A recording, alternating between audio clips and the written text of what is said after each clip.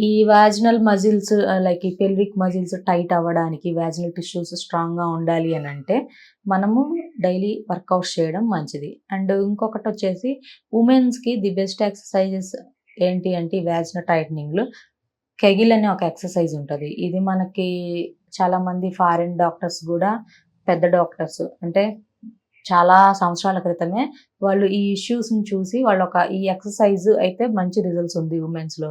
So, వాళ్ళకి ఈ వాజినల్ tissues tight అవుతానికి and ఏవైతే మనకి యూరినరీ బ్లాడర్ ఉంటది గదా!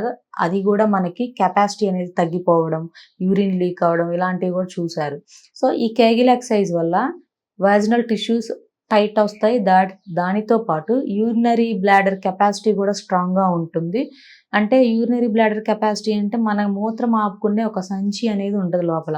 సో, అదేంటి అంటే దానికి చుట్టూ ఉండే కండరాలవి కరెక్ట్‌గా లేకపోయినా, దానికేమన్నా ఇన్ఫెక్షన్ ఉన్నా గూడా యూరిన్ అనేది మనకు తెలియకుండా సాగి అయిపోవడం అండ్ మన యూరినరీ బ్లాడర్ అనేది కెపాసిటీ తగ్గడం. అంటే ఎక్కువ మూత్రాన్ని లోపల ఉంచుకోలేకపోవడం. ఇలాంటి ఇష్యూస్ అన్నీ ఉంటాయి. సో, అలాంటప్పుడు చేయాల్సింది ఏంటి అంటే, మనము ఈ మంచి న్యూట్రిషన్ తీసుకోవడం, చిన్నపాటి వర్కౌట్స్ చేసుకోవడం, కెగిల్ అనే ఎక్సర్‌సైజ్ ప్రాక్టీస్ చేయడం.